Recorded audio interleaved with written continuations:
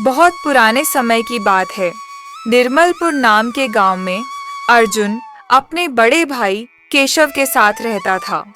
दोनों के माता पिता बचपन से ही नहीं थे, इसलिए दोनों बचपन से ही अपनी जिम्मेदारी समझ गए थे। बचपन क्या होता है, खेलना कूदना क्या होता है, मौज मस्ती क्या होती है, यह तो उन्हें पता ही नहीं थी।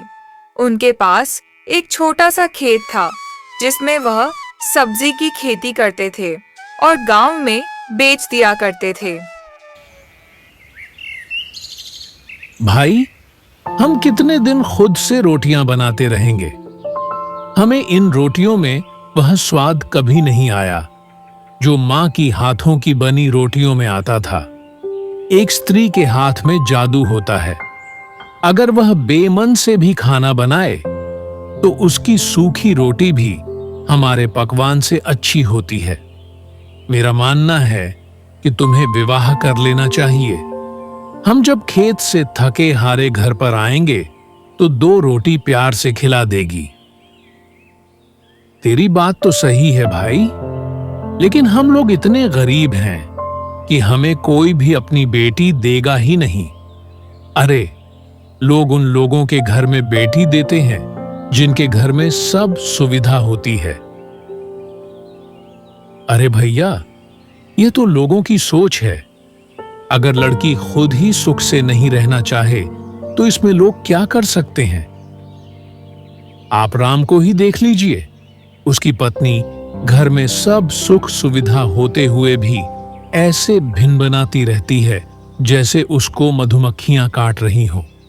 वह राम से कभी प्यार से बात ही नहीं करती, लेकिन उधर ही गणेश को देख लो। उसकी पत्नी उसके साथ कितना प्यार से रहती है। उसको कभी एहसास ही नहीं होने देती कि वह गरीब है। इस संसार में सबसे बड़ा प्रेम है प्यार मिले तो। स्त्री खुद को सबसे धनवान समझती है। अर्जुन, बड़ी समझदारी वाली बातें करते हो। ऐसी बातें कहां से सीखी? हमारे पड़ोस वाले पंडित जी रोज अपनी पड़ोसन को यह बात समझते हैं, लेकिन वह कभी नहीं समझती।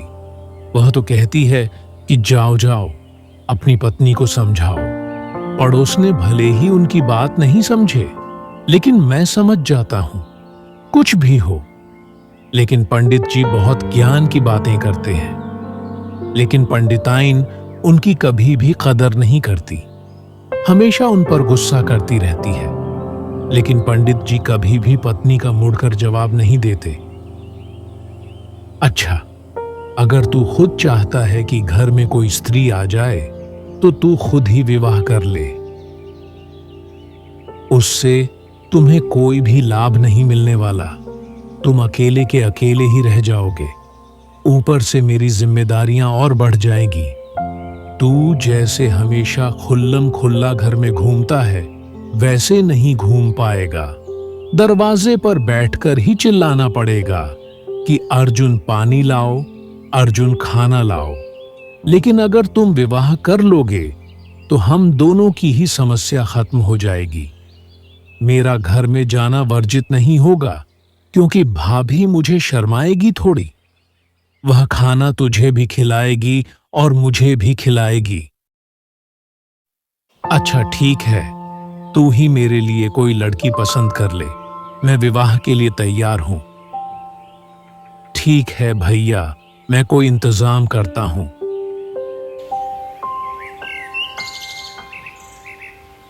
भैया, आज तुम खेती का काम देखो। मैं तुम्हारे विवाह के लिए कोई जुगाड़ करता हूं। अर्जुन भाई से आज्ञा लेकर जंगल की तरफ चला गया। वहां कुछ लड़कियां लकड़ियां काट रही थीं। अर्जुन को समझ में नहीं आ रहा था कि वह किस लड़की से जाकर बात करे, तो वह वहीं खड़ा होकर उन लड़कियों को देखने लगा। देखो, वह लड़का हमें किस तरह से घूर रहा है।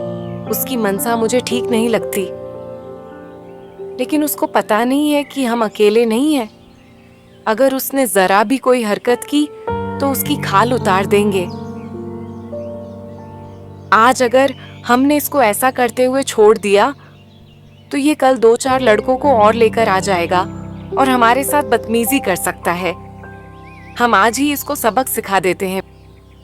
वीणा, तुम पास के तालाब में स्नान करने जाओ। अगर वो मना चला होगा तो जरूर तुम्हारे पास आएगा।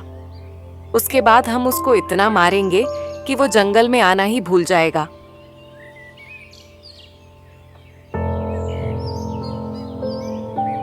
अरे, लगता है उनमें से एक लड़की अकेली तालाब की ओर जा रही है। अकेली लड़की से बात करना मेरे लिए आसान होगा, तो मैं जाकर उससे बात करता हूं। ए लड़की, तू क्यों दिन रात घास काटकर और लड़कियां काटकर अपना सुंदर शरीर खराब कर रही हैं? तू मेरी बात मान और मेरे भाई से विवाह कर ले। हम दोनों भाई तुझे रानी बनाकर रखेंगे। बदतमीज, तुझे जरा भी तमीज नहीं है कि तू क्या कह रहा है। पहले तो तुझे किसी अकेली लड़की से बात ही नहीं करनी चाहिए, लेकिन तू केवल बात ही नहीं कर रहा, मुझे गलत सलाह दे रहा है। माना कि मैंने किसी से विवाह कर लिया तो ये कोई गलत बात नहीं होगी, लेकिन तू मुझे 2 के साथ रहने की सलाह दे रहा है। क्या तुम दोनों भाई मिलकर मुझे साथ रखोगे? ये तेरे सड़े दिमाग का ख्याल है। तुझे नहीं पता कि लड़की का विवाह है, उसके माता पिता करते हैं। लड़की खुद से अपना विवाह नहीं तय करती। अरे, तुम गलत समझ रही हो। तुम्हें विवाह एक के साथ ही करना है, लेकिन हम दोनों भाई मिलकर तुझे बहुत खुश रखेंगे। तुम्हारे लिए खूब परिश्रम करेंगे। भाभी, मैं तो केवल एक के साथ रहने की बात कर रहा हूं और आपको एक के साथ ही रहना है। बदतमीज, क्या तुझे मेरी बात समझ में नहीं आ रही? फिर मुझे 2 के साथ रहने की सलाह दे रहे हो। भागो यहाँ से, वरना आज तेरी हड्डियां चटक जाएगी। अभी वह लड़की से तर्क वितर्क कर ही रहा था कि सारी लड़कियां वहां पहुंच गईं।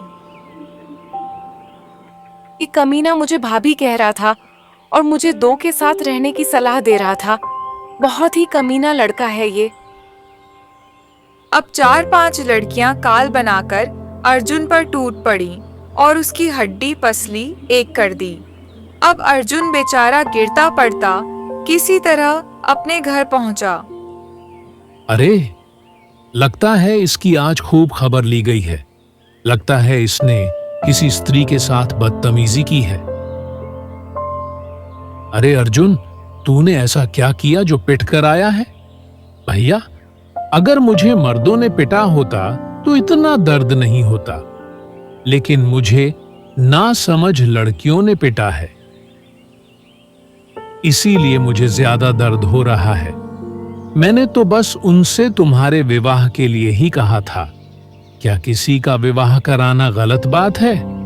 अगर उसको विवाह नहीं करना था या लड़का पसंद नहीं था तो मना कर देती, लेकिन उसने मुझको बहुत पिटवाया। मुझे दिन में तारे दिखा दिए। अच्छा हुआ उसने हाँ नहीं की, वरना उतनी खतरनाक लड़की हमारे घर में आ जाती तो हमें रोज पीटती। अरे बावले, तुझे विवाह के लिए लड़की से बात नहीं करना था। विवाह की बात लड़की के पिता से की जाती है, वह भी बहुत सलीके के साथ किसी बुजुर्ग की मदद से। अगर अकेले किसी लड़की के पिता से बात करोगे तो फिर पिट जाओगे। हाँ, अगर लड़की का पिता बात करें तो बात अलग होती है। तुम तो बहुत ज्ञानी बनते थे, सारा ज्ञान एक साथ ही निकल गया। अरे, तुम पड़ोसी पंडित पुरुषोत्तम की मदद भी तो ले सकते थे। अब चलो, पहले मैं तुम्हें हल्दी वाला दूध पिला देता हूं और तुम्हें मरहम लगा देता हूं। जब तुम ठीक हो जाओ, फिर किसी लड़की से विवाह की बात करना। भैया, अब मैं भूल कर भी किसी लड़की से विवाह की बात नहीं करूंगा। भैया, तुम अपने विवाह का खुद ही प्रबंध करो, या फिर मैं तो कहता हूं कि हम जैसे हैं वैसे ही ठीक है। हमें विवाह करने की क्या जरूरत है? ये बात जब मैं तुम्हें पहले कह रहा था, तब तो तुम इस बात पर जोर दे रहे थे और अब मना कर रही हो। लेकिन अब मैं तो विवाह करके ही मानूंगा। केशव ने अपने छोटे भाई की कई दिनों तक सेवा की, तब जाकर उसकी तबीयत ठीक हो गई। लेकिन उसने अब ठान लिया था कि वह किसी भी लड़की से बात नहीं करेगा।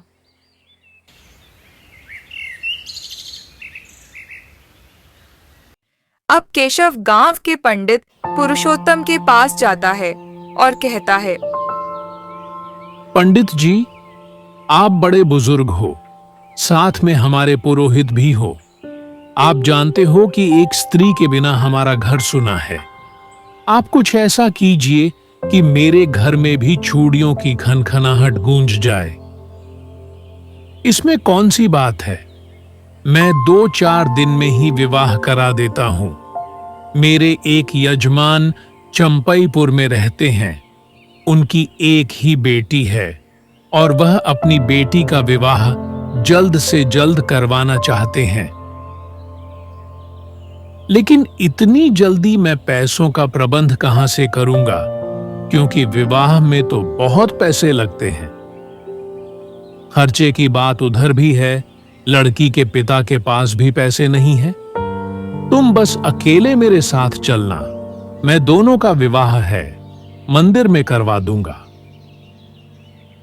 स्त्री घर में आ जाएगी भाई। जिसकी जितनी संपत्ति होती है उतना ही कर पाता है। विवाह का मतलब होता है कि अपने सामर्थ्य के अनुसार पैसे खर्च करना। केशव को पंडित जी की यह बात अच्छी लगी। फिर वह अपने घर आया और अपने भाई से बोला, अर्जुन, मैं पंडित जी के साथ चंपईपुर अपने विवाह के लिए जा रहा हूं, इसलिए तुम भी मेरे साथ चलना। नहीं भाई, अब मैं विवाह के मामले में कहीं भी नहीं जाऊंगा, आप ही जाइए। अब केशव पंडित जी के साथ उस यजमान के घर चला गया। पंडित जी ने बहुत ही साधारण तरीके से उन दोनों का विवाह कर दिया और केशव अपनी पत्नी को लेकर अपने घर आ गया। आज रात का खाना केशव की पत्नी ने ही बनाया था और फिर जब अपने पति और देवर को खाने के लिए बुलाने के लिए गई तो अर्जुन को देखकर चौंक गई, क्योंकि वह वही लड़की थी जिसने अर्जुन को पिटवाया था। अर्जुन भी उस लड़की को देखकर घर से बाहर भाग गया। अरे तुम इस कमीने के भाई हो। अगर मुझे पता होता कि तुम इसके भाई हो तो मैं तुमसे विवाह ही नहीं करती। मैं इसको एक बार पिटवा चुकी हूँ। ये मुझे 2 के साथ रहने की सलाह दे रहा था। ये कह रहा था कि हम दोनों भाई मिलकर तुझे साथ रखेंगे और रानी की तरह रहोगी। तुम दोनों एक दूसरे को गलत समझ रहे हो। जो अर्जुन ने बोला था वह गलत नहीं बोला था। एक स्त्री जब घर में आती है तो सबकी प्यारी होती है। हाँ, नाते उसके अलग अलग होते हैं। पति के लिए उसकी पत्नी होती है, देवर के लिए उसकी भाभी होती है और सास ससुर के लिए उनकी बहू होती है। सभी उसको अपना मानते हैं। स्त्री की सुरक्षा का भार पूरे परिवार पर होता है। जब कोई व्यक्ति बाहर से पैसे कमा कर लाता है तो उस स्त्री को ही दे देता है, क्योंकि वह किसी न किसी नाते अपनी होती है। वह घर में एक की पत्नी होने के बाद भी पूरे परिवार की सेवा करती है। और अर्जुन ने तुम्हें कुछ गलत नहीं कहा था। उसे तो कहना भी नहीं आया। उसको बात को सही ढंग से कहना आता ही नहीं है। और फिर वह नजाकत को भी नहीं समझता कि किसी लड़की से विवाह की बात नहीं करनी चाहिए। खैर, अब जो हो गया उसको भूल जाओ और अर्जुन को भी माफ कर दो। अरे मुझसे तो बहुत बड़ी गलती हो गई। मुझे उनकी आधी अधूरी बात को ही समझ जाना चाहिए था। मैं अभी जाकर उनसे माफी मांगती हूँ। देवर जी, मुझे माफ कर दीजिए। मुझसे बहुत बड़ी गलती हो गई। लेकिन आपने भी तो इस तरह कहा था कि ऐसा लगे कि आप मुझे 2 के साथ रहने की सलाह दे रहे हो। मैंने ऐसा कब कहा था कि आप हम दोनों की पत्नी बनेगी? मैंने तो ऐसा ही कहा था कि हम दोनों आपको रानी बनाकर रखेंगे। रानी की तरह हमेशा पत्नी को ही थोड़ी रखा जाता है। रानी की तरह तो घर की हर स्त्री को रखना चाहिए।